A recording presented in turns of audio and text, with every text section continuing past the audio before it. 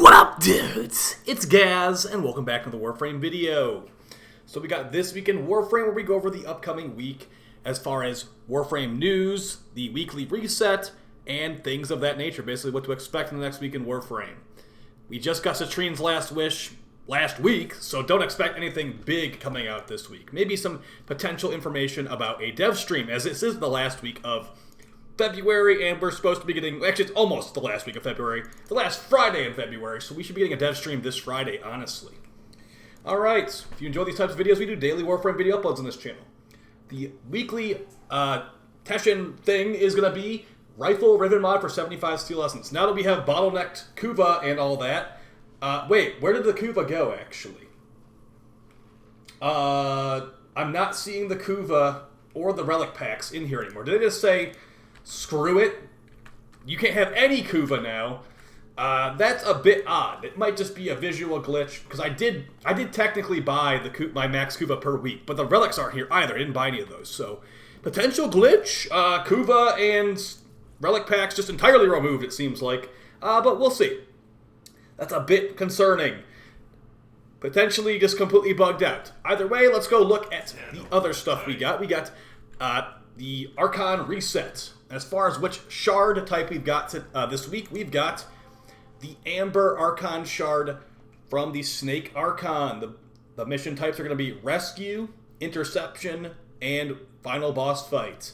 I will be live streaming my Archon reset right after this video goes up, so make sure you go check out the live stream channel. And let's see, we can maybe even squad up together and hopefully get that 20% drop. Remember, the pity system is technically added now. I believe it is already active. This reset that just happened, so you will potentially get an increased drop rate next week if you didn't get one this week. Alright, then the shard from Chipper is going to be a red shard, giving you power, strength, and things like that. They're actually pretty good. For the Kahl mission, if you've done every single week, we're going to have Prison Break, the longest and worst of them all. As far as the challenges, though, we got Deathless, complete the mission without dying or becoming veiled. Now, if you're doing this one, I'm going to let you know. There are these eyeball mines on the walls. They deal like almost your entire health bar. So be really careful, because I actually died in the final room one of the weeks I was doing this, and I had to redo the whole thing if I want to get that stock. So pretty awful. Blow up the node things. Destroy immune nodes with the command node. So unfortunately, this means you're going to probably have to check a bunch of... Actually, no, this should be, these are the things that make the sentients immune. So just blow those up. They'll be inside rooms and stuff like that, too. So yeah, just blow them up. I think you can actually shoot them, but it says specifically destroy them in the command mode. So there you go. The mini-boss actually is a challenge this week, so you will go out of your way to beat that mini-boss and get that sniper rifle that one-shots sentient to the rest of the mission.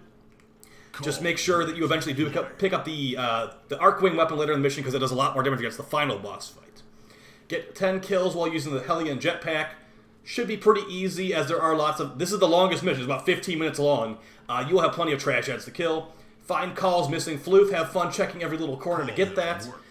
And then take out 10 enemies with the dropship. So, I mean, this is going to be a not great week for Kahl challenges, I'd say. You got the Kahl's floof, and you also got immune nodes. So that is a little bit of side checking, and you are going to be doing the boss fight as well, the mini-boss fight. Alright, so let's go over the Nightwave reset. As I said, expect a dev stream this week from DE, because it's the last week, and they said we're going to be getting lots of Deviri information. Alright, we got complete 3 Void Flood missions for our first normal weekly. That's going to be on the Zaramon ship. Spoilers, I guess, after you beat a bunch of story quests in this game, there's a new planet unlocked called the Zaramon ship at the end, and that's going to be this mission, Void Flood. Collect 15 Vohm or Phos residues in the Cambion Drift. Resource boosters don't work on this, so basically that red and blue stuff the gigantic worms launch all over the place, that's the stuff you have to collect for this.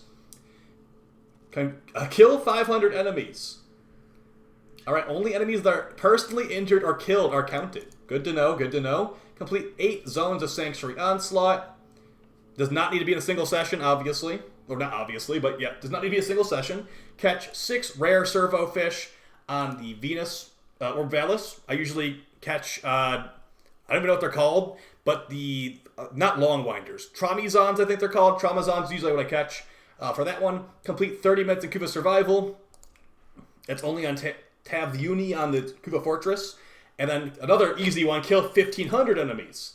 only enemies that are personally injured or killed are counted. So we have kill 500 enemies and kill 1,500 enemies. One of the easiest weeks there are, especially when you have a kuva survival 30-minute challenge. Extremely straightforward Nightwave week, but as far as, the Kahl mission might be a little bit more annoying.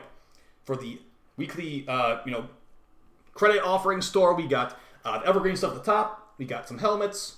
As far as, I want to call any ones that look good. Hildren Prime access is on the way, so potentially get a Hildren helmet if you want to. Anaros, Anubis helmet, my favorite Anaros helmet. Yeah, really going to be up to you on those. As far as Auramons, we got Shotgun Scavenger, Physique, Pistol Scavenger, and Corrosive Projection. As far as recommendations out of these 4, I'd say get Corrosive Projection. The other ones aren't really needed. For Mastery Fodder, we've got the Jaw Sword. The Jaw Sword is a pretty good stat stick for Gara, Korra, Atlas, all those frames that would potentially want a stat stick, as it has good Riven stats, and it also has an augment mod that gives you increased melee damage.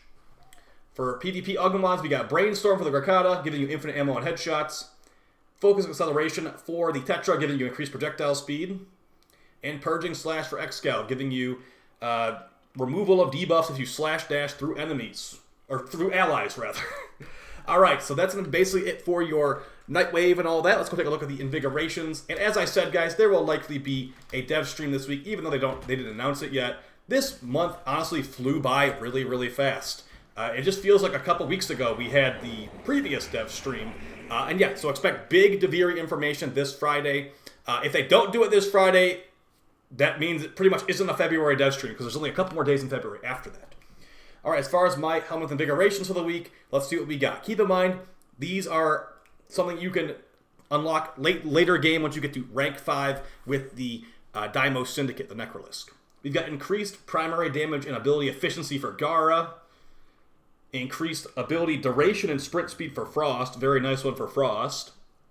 And for Wukong, we've got increased melee damage and reload speed. Those are very anti-synergistic stats, as you don't really reload melee weapons. Unless you're using that new Chlorophyll, which doesn't even reload, honestly. I'm just joking around. So, either way, guys, hope you found this video fun and helpful. I know, if you're still even excited about Warframe after that gigantic nerf to Steel Essence, where, yeah, honestly, like, the Steel Essence is gone. I'm going to go refresh Teshin real quick, just before we end this video, to make sure it's not actually bugged out. But yeah, that was a big, big slap in the face, and apparently DE is still deleting comments on their forums, voicing displeasure with the whole limitation. Maybe DE took that feedback to heart and removed Kuva and Steel and relics from Teshin, but we'll refresh it just to make sure it wasn't some kind of glitch with me being in the relay before the reset or anything like that. So, yeah. Expect that big dev stream this week. Okay, the Kuva and the relics actually are gone, so let me know if it's gone for you too, I guess, in the comments. Either way, guys, it's a bug. They will definitely add it back. Don't worry about it. But I will see you on the stream in about a couple minutes here. If you want to check out the live stream channel, I will be up there. And I appreciate all the support, guys. Take it easy. Peace.